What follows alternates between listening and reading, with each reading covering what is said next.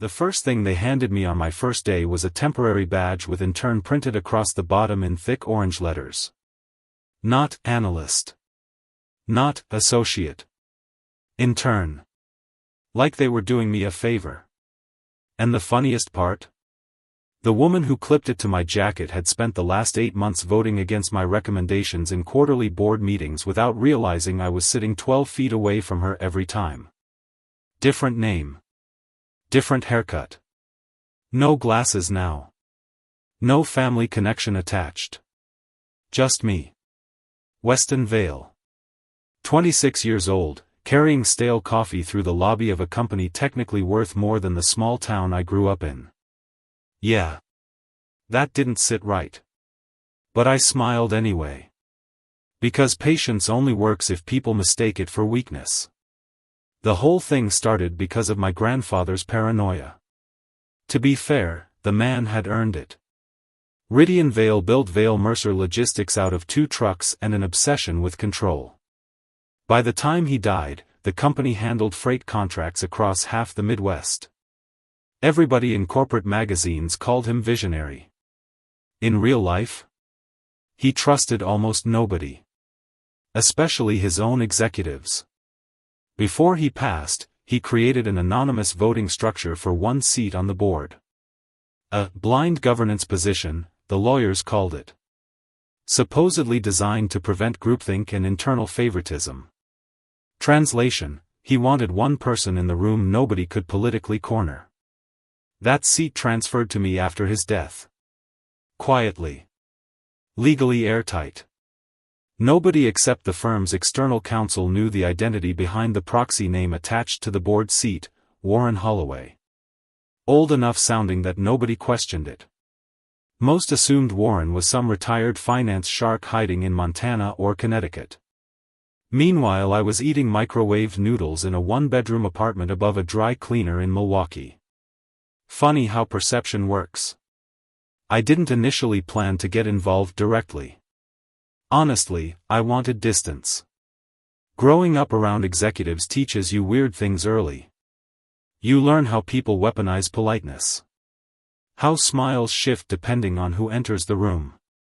How wealthy adults say, family, while actively preparing legal strategies against each other. By 19, I was exhausted by all of it.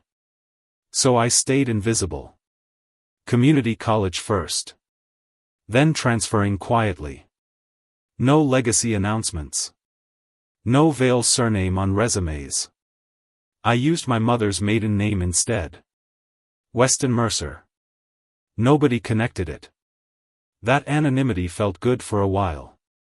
Until Vale Mercer Logistics started bleeding clients.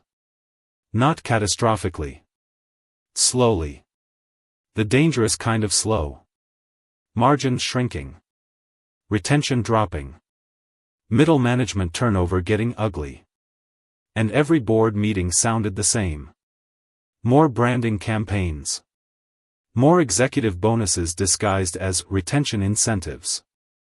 More consultants billing 6 figures to say absolutely nothing. Meanwhile, warehouse supervisors were quitting weekly. Drivers were getting buried in impossible schedules. And nobody upstairs cared because the quarterly visuals still looked decent.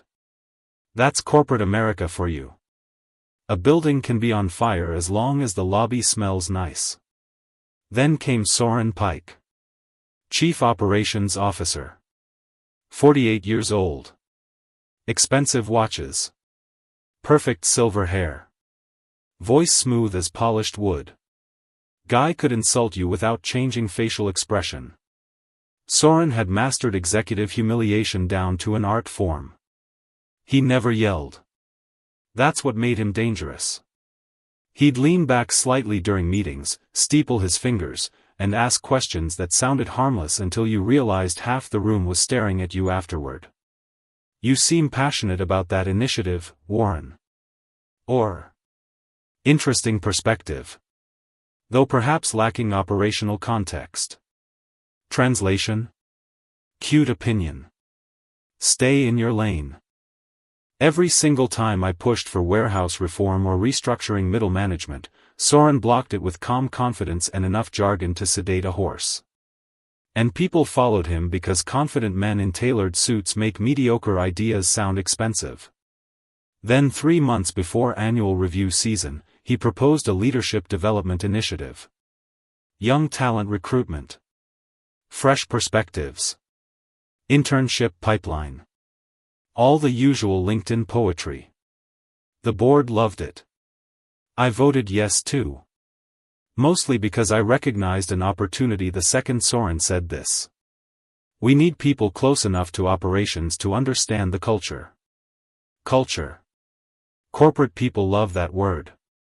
Usually means underpaid employees pretending morale exists. A week later, I applied.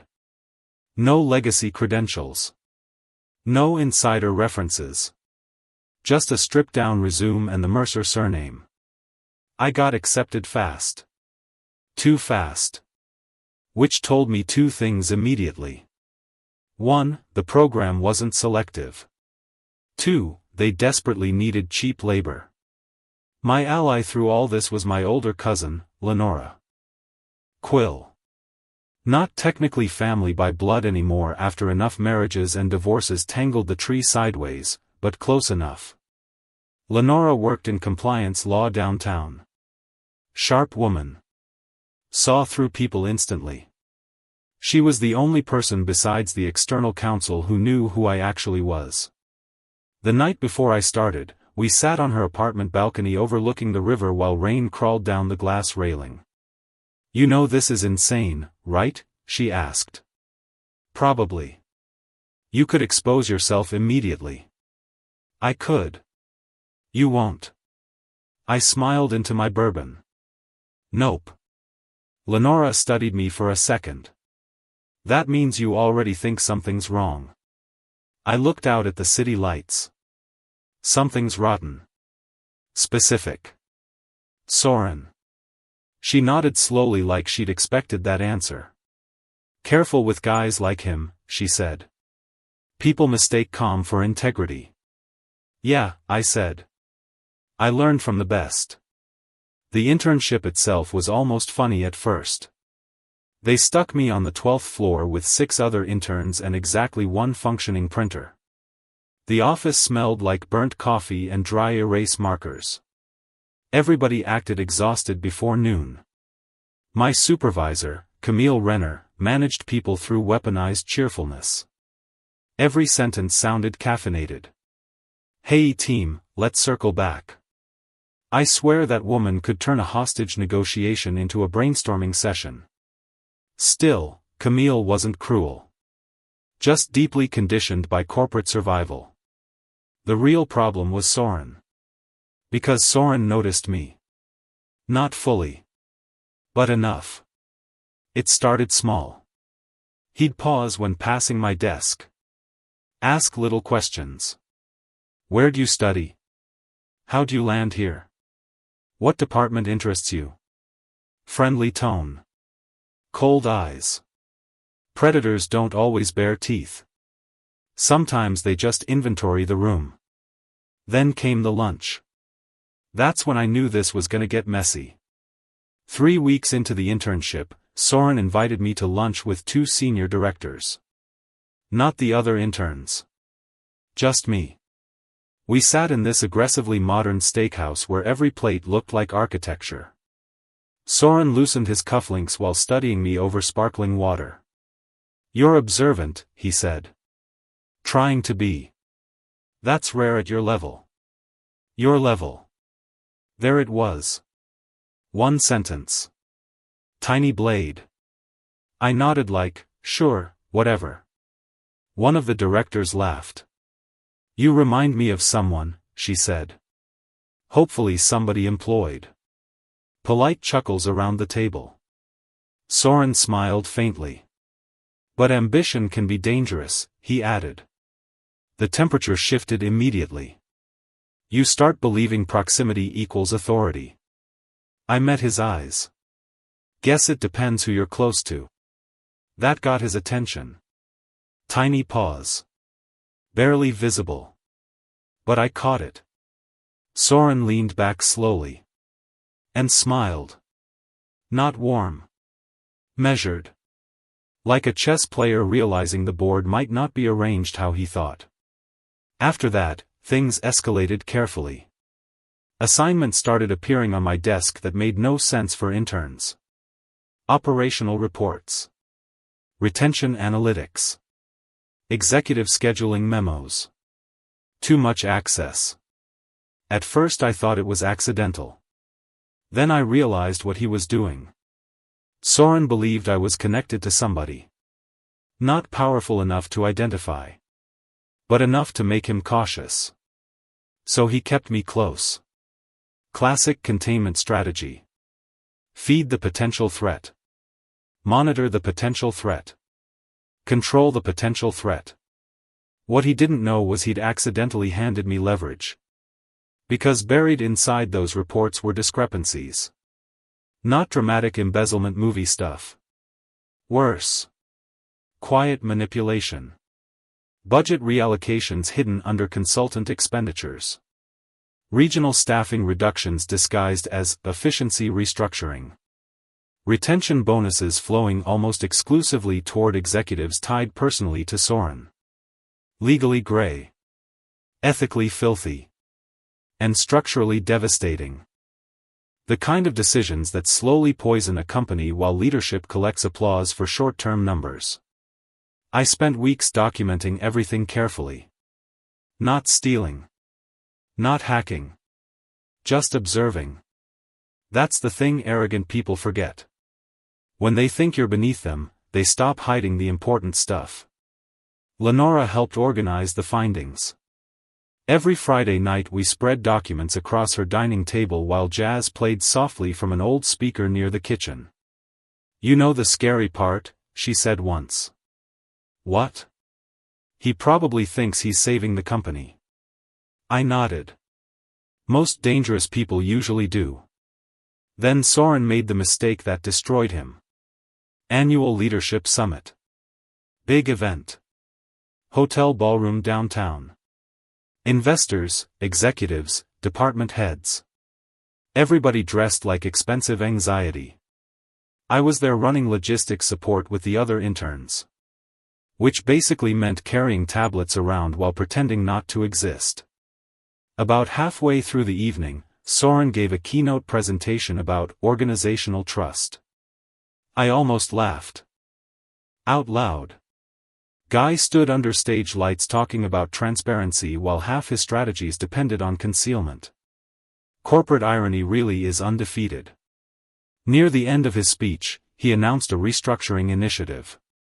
More regional cuts. More warehouse consolidations. More layoffs disguised as optimization. Applause scattered politely around the ballroom.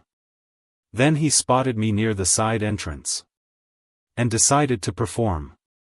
"Weston," he said into the microphone suddenly. Every head turned toward me. "Ah. There it is. Come up here a second." Room went quiet.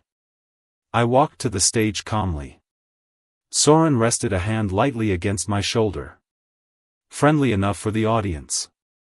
Controlling enough for me to feel it.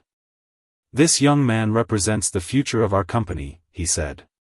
Polite applause. Then. Hungry. Smart. Still learning how real leadership works.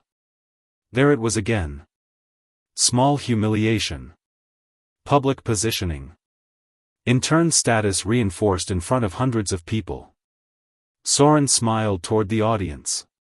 The next generation needs humility before authority. Yeah. That line cost him everything. Because suddenly I understood exactly who he was. Not just arrogant. Terrified. Men secure in power don't publicly diminish interns.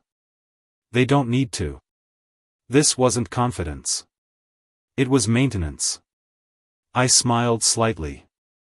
Took the microphone. And said, very calmly. "I actually agree with that." Soren nodded approvingly. "Big mistake." I continued. Especially the part about transparency. The room shifted. Subtle. But real. I've learned a lot these past few months, I said. Mostly by observing how leadership decisions affect people lower down. Soren's smile tightened. You've all built something impressive here, I continued. But I think the board deserves complete visibility before approving further restructuring. Silence now. You could hear silverware clinking somewhere near the back tables. Soren extended a hand for the microphone. I didn't give it back. I'd also like to formally request release of consultant allocation records tied to operational downsizing. His eyes changed then. Finally. No polish. No executive warmth. Just calculation. And panic. Weston, he said quietly. This isn't the forum. No, I agreed. The board meeting next Tuesday is. A few executives exchanged confused looks. Soren stepped closer. You're overstepping. And that's when I said the line I'd been holding onto for almost a year. No, I said softly. I really don't think I am. Then I handed the microphone back and walked off stage. Didn't yell. Didn't grandstand. Just left him standing there under hotel lights with his own nervous system unraveling in real time. The next 4 days were chaos. Internal audits launched. Emergency legal reviews. Compliance requests. Financial cross-checks. Soren tried damage control immediately. Too late. Because pressure exposes patterns. Once investigators started pulling threads, everything widened. Not criminal. But ugly enough. Preferential contracts. Manipulated reporting metrics. Internal intimidation tactics buried under performance language. The board meeting Tuesday morning lasted 6 hours. Longest one I've ever attended. This time in person. Not virtually. And not as Weston Mercer the intern. I walked into the executive conference room wearing a charcoal suit instead of the cheap blue internship blazer. No orange badge. No fake surname. Just me. The silence when I entered was honestly incredible. People looked genuinely confused. Camille nearly dropped her coffee. One director actually whispered, "What the hell?" Soren stood near the windows overlooking downtown Milwaukee. Completely still. Which somehow made him look older. The external counsel cleared his throat. I believe some introductions are overdue. You could practically feel everyone recalculating reality. I took my seat at the far end of the table. The same seat Warren Holloway had occupied remotely for nearly 2 years. Nobody spoke for several seconds. Then Soren laughed once. Short. Disbelieving. You. Yeah, I said. You're Warren Holloway. Proxy designation, technically. The room stayed dead quiet. Soren stared at me carefully. And for the first time since I'd met him, he had absolutely no idea what position to take. Anger wouldn't work. Charm wouldn't work. Authority wouldn't work. Because status had flipped completely while he was busy performing superiority for an intern. You deceived the company, he finally said. Interesting choice. Not denial. Deflection. I folded my hands calmly. The governance structure was approved unanimously. Including by you. One director actually winced. Soren's jaw tightened. You infiltrated operations. I participated in them. You manipulated access. No, I said evenly. You gave me access. That landed hard. Because it was true. Every document. Every meeting. Every opportunity. Soren opened the door himself because he believed hierarchy protected him from consequences. That's the danger of arrogance. Eventually it stops checking IDs. The audits continued another 2 weeks. Soren resigned before formal termination proceedings began. Official statement said he was pursuing outside opportunities. Corporate language remains undefeated in avoiding honesty. 3 other executives lost their positions too. Compensation structures changed. Warehouse staffing reforms finally passed. Driver retention programs expanded. Nothing magically transformed overnight. Real companies don't heal that way. But the bleeding slowed. That mattered. A month later, Camille invited me to coffee. Still awkward. Still processing. You know, she said, stirring oat milk into her drink, I made you organize supply closets for 3 weeks. You also approved my overtime requests. So we're even. She laughed nervously. Then looked at me carefully. Why didn't you tell anyone? I thought about that for a second. Because the honest answer was complicated. Because I wanted to know if people respected power or people. Because I needed proof. Because part of me was still the kid watching executives smile at my grandfather while quietly carving pieces off each other behind closed doors. Instead I just shrugged. People show you who they are faster when they think you can't affect them. Camille sat with that quietly. Man, she said eventually. That's kinda depressing. Little bit. Lenora came over that night with cheap takeout and expensive wine. Fair trade, apparently. We sat barefoot on my apartment floor because I still hadn't bought real furniture. You good? She asked. Yeah. You sure? I looked around the tiny apartment. At the city lights outside. At the silence finally settling in my chest after months of pressure. Then I nodded. Yeah, I said again. I think I finally am. She raised her wine glass. To interns. I laughed. To transparency. And honestly, that felt better than revenge ever would've. Because in the end, Soren Pike didn't lose because I exposed him. He lost because he spent so long believing certain people mattered less that he stopped noticing who was actually sitting in the room. And people like that eventually mistake dignity for weakness. That's usually when the fall starts.